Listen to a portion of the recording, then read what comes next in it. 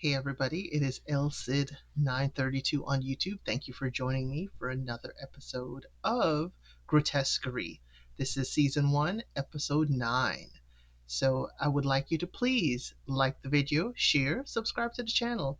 Leave me a comment below. Let me know what you think about the series, the acting, everything, because I absolutely love it. So we're getting to episode 9. So Lois and Maisie are in the car again.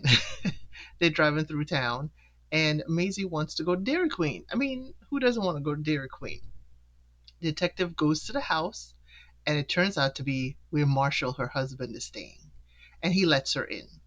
And we see Marshall, Red, and the detective at the table. Marshall is like, "Are we just going to sit here silent? We're not going to talk?" Marshall is real mad, like big mad. And I'm like, "Marshall," just like Red was. Red was like, "Marshall, give us a moment." You know, Marshall's like, "Well, Maisie's sitting outside." The detective says Maisie gets paid to sit there and judge. So basically, hush, Marshall.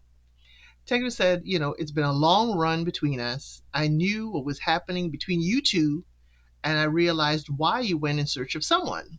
Why wouldn't you want to be with someone who actually likes you, which I no longer do?" It's like, ooh, burn, detective, burn. She's like, "After you showed how disgusted you were with our daughter and her weight gain, I know I couldn't be with you." He said, "Hey, I felt helpless. She was 100 pounds in a year. That's like a curse." And Tiger said, "Yes, but that's when you help someone more. Your reaction made me think I can no longer love you." Marsha's like, "So sleeping with her husband was a way to cope?" Ooh, Marshall with the zinger. Marshall with the zinger. Tiger said, "I would never stop being sorry for that. I always liked you, Red. She was your nurse in the dream. I heard you when you whispered to me, Marshall, that you wished for me to perish in a horrible way." And Marcia's like, "I was pushed to do that." Ted's like, "We all know that love can turn to hate, and I want us to just be at peace." She pulls out the divorce papers out of her, handbag and said, "You can have whatever you want, Marshall. Just get peace, 'cause I will." Red is like, "Where? Where are you going?" And Tegra said, "Remember the place in Florida I traveled to, for family trips when I was a child? That's where I'm going." And Marshall's like, "That's it? I'm supposed to be grateful?" I'm like, "Marshall, calm down. She is giving you the divorce. She is not fighting you for anything. It's like, be happy." So Taylor said, "I will always remember I once loved you. We have a complicated daughter, and I turned hard." He's like, "You are impossible to categorize." And he goes on and on about how much she is, how can I say, difficult, just different, and just cannot be loved. And I was like, sound bitter. So Marcia said, "I did want you to perish. The world would be prettier with you gone." Red tries to calm him down because it's like, why are you fighting? She's giving you what you want. The detective then says, "That's our show, folks." And she walks out to Maisie, where we cut to them eating ice cream cones in the car. Maisie said, "Let sleeping dogs lie, because if you lay with them, you may get up with fleas." And detective says, "I need to go see my daughter." So she goes to Merritt's house, and the detective says, "It's good to see you." She's like, Merritt is like, "What are you here for? To beg more forgiveness?" And I heard that I don't got for you. Teddy's like, "I was there for you when you sucked. You had 2 nervous breakdowns. You joined a cult. All the bad boyfriends. I tried and I tried." She's like, "But you were a bee for 2 decades. I was there. I was there." And then she's like, "Your husband, he got me. He understood me. He understood my addiction." She's like, "But can crazy people love? We were crazy." So she's like, "But why would you steal him from me?" So detective moves on and says, "I'm moving away to somewhere warm." And Mary's like, "Bye, bye, bye." Detective says, "That slap yesterday hurt." And then wham! Detective slaps her daughter. I was like, we got a whole lot of slapping going on here. Whoa. Detective says, when you decide to have a real relationship with me, come find me. That was kind of poignant.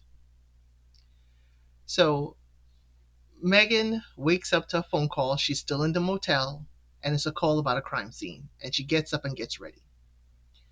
Then we cut to the detective, having a chat with Dr. Wickham. He says some of this does make sense. Dreams are like jigsaw puzzles made up of your own experiences. Detective's like, hey, not all of it, but she does see that her dad could have been the station attendant teaching her the survival skills, giving her that fire blanket from the previous episode, because he did teach her some, camping and survival skills.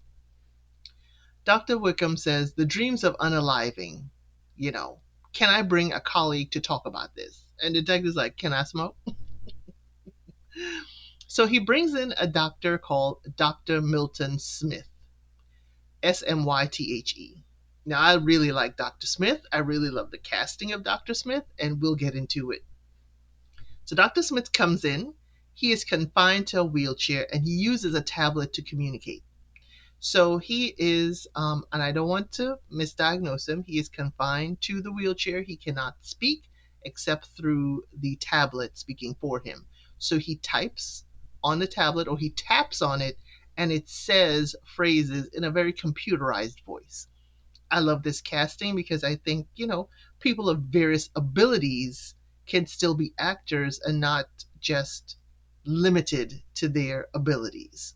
So the fact that he is a doctor and a doctor of the mind, since he's trying to probably learn how his mind works, I really appreciated this casting. So he's fascinated by the crimes in her dreams and how it's not connected to anything of her past. And the detective says, well, the women who were on the milk machines, her subconscious, was about women losing control of their bodies. No case, but it was very distressing to her, the climate we're in. So she said, this is where I caught COVID that put me in a coma because we were at a women's rights rally at City Hall with her daughter fighting for the woman's right to her body. So Dr. S says, this is an issue you would perish for. She's like, yeah. And then she goes on to the drug den where the drug dealers and users, that crime scene. He says, you never had this kind of case. There was a different language on the wall. What do you think it is?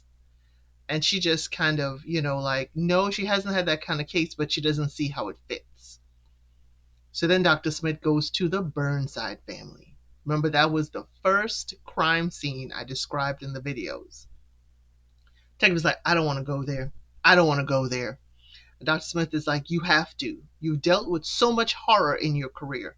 This is all of it combined. We have to discover what it means and what you saw. And the detective looks down at her cup of coffee and it looks like there's like drips of blood in the mix. It was, not a pretty sight. So the detective recalls the crime. And what they did was beautiful in the show in that we see Megan walking into the Birdside crime scene. So while the detective is describing the dream, we see Megan pulling up.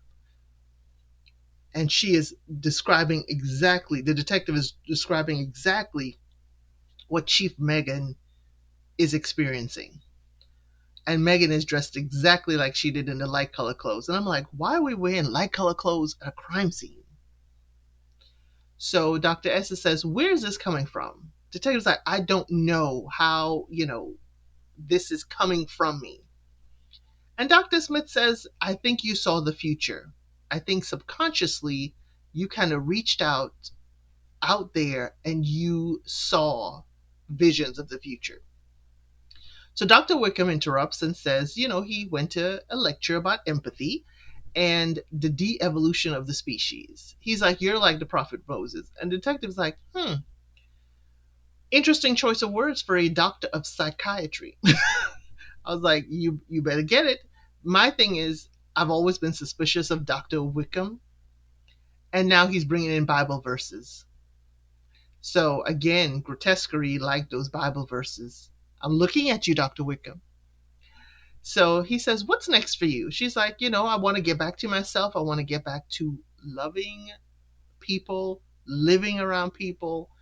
I'm just going to move out of town. So Dr. Wickham was like, stay in touch. But he seemed uncomfortable with her leaving town. So Dr. Smith said, can I say something, Lois?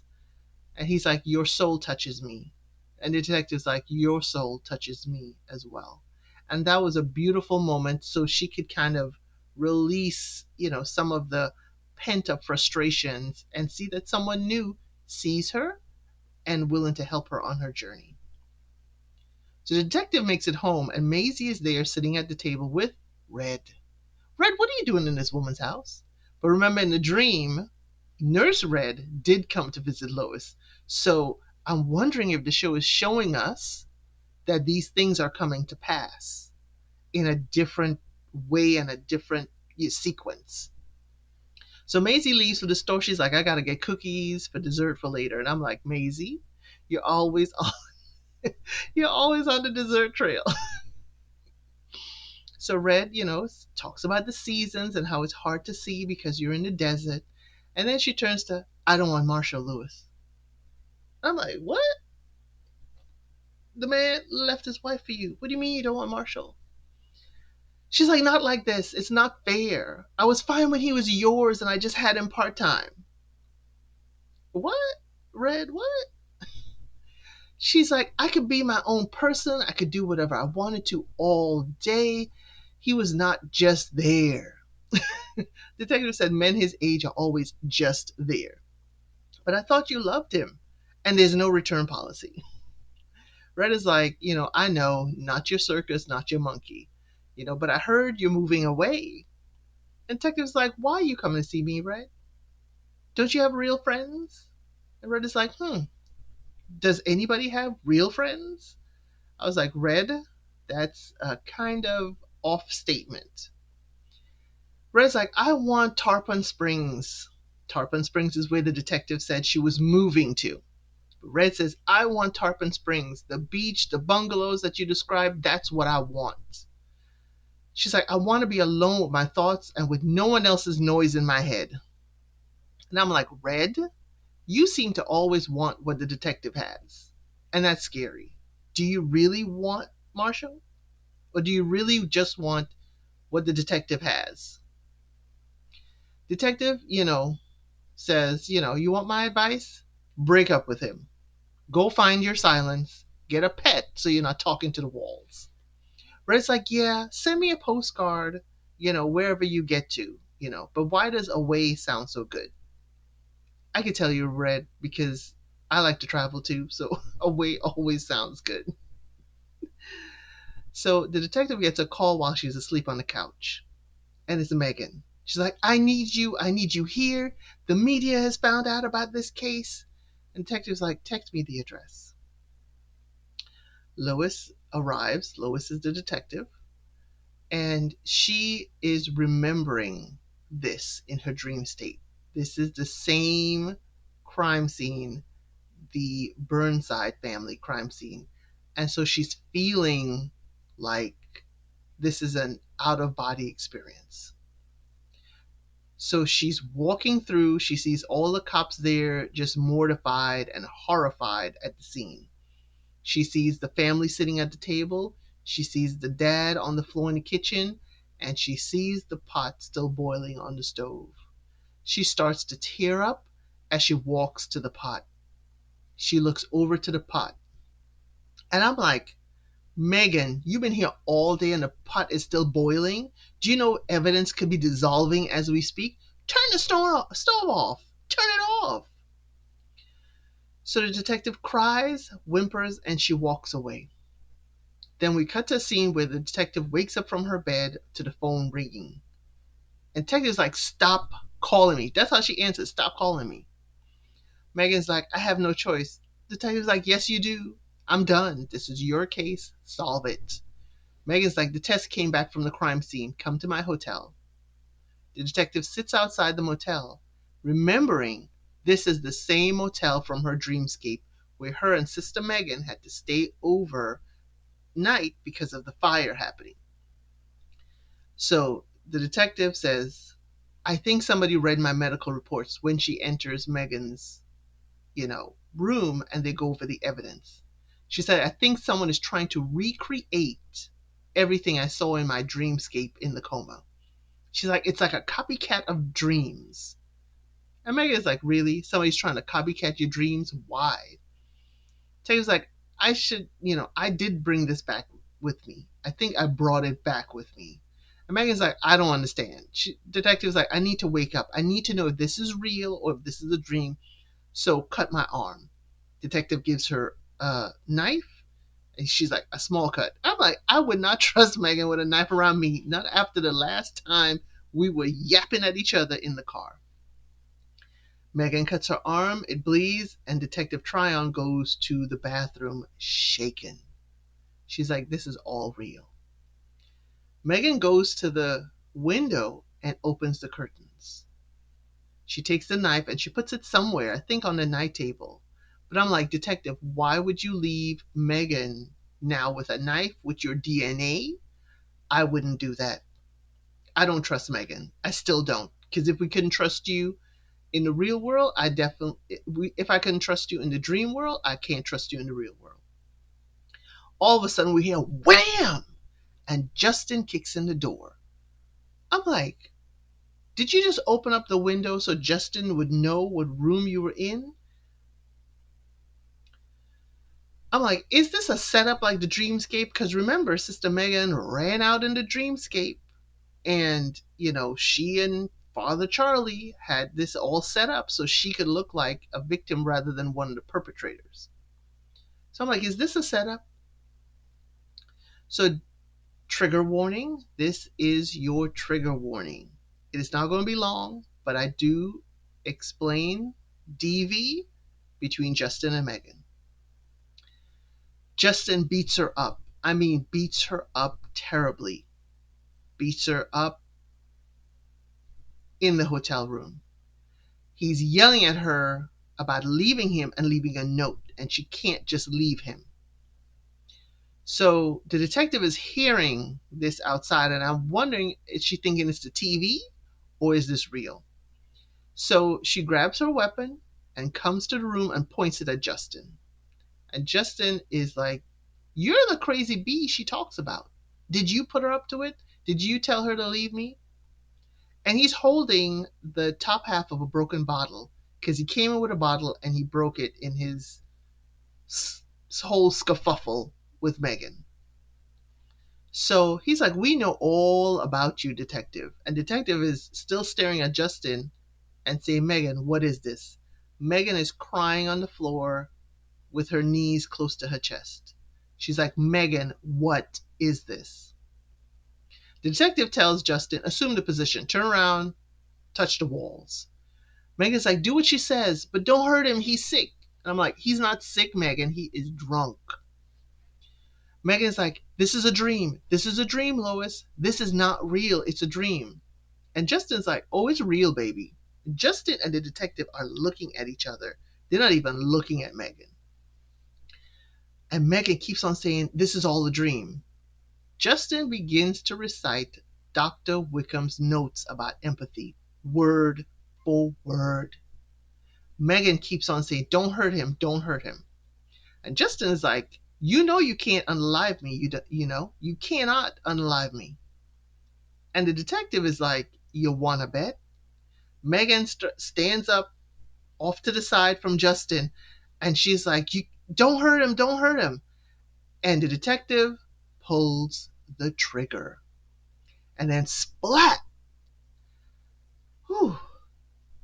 It splatters everywhere, all over Megan, behind him, and the sliding glass door.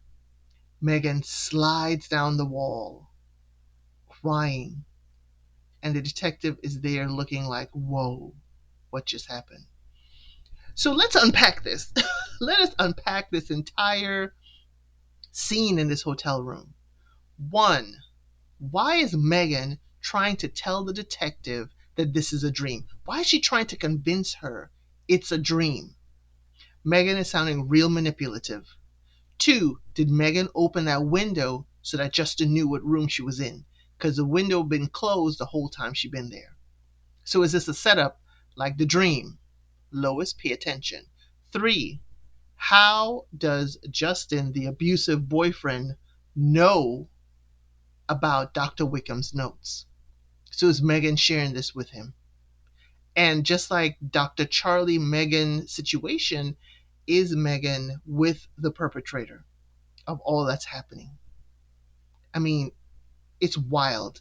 And I wonder if the detective knew this was real because the cut on her arm still hurts. She just washed it off in the sink. So she's probably like, this is real. I still feel the pain in my arm. I'm wondering what's Megan going to do now. Because we're left with Justin is on the floor, no longer with us. What's going to happen? This was a wild scene. It did not take long, but it said so much. And I really don't trust Megan right now. Not at all.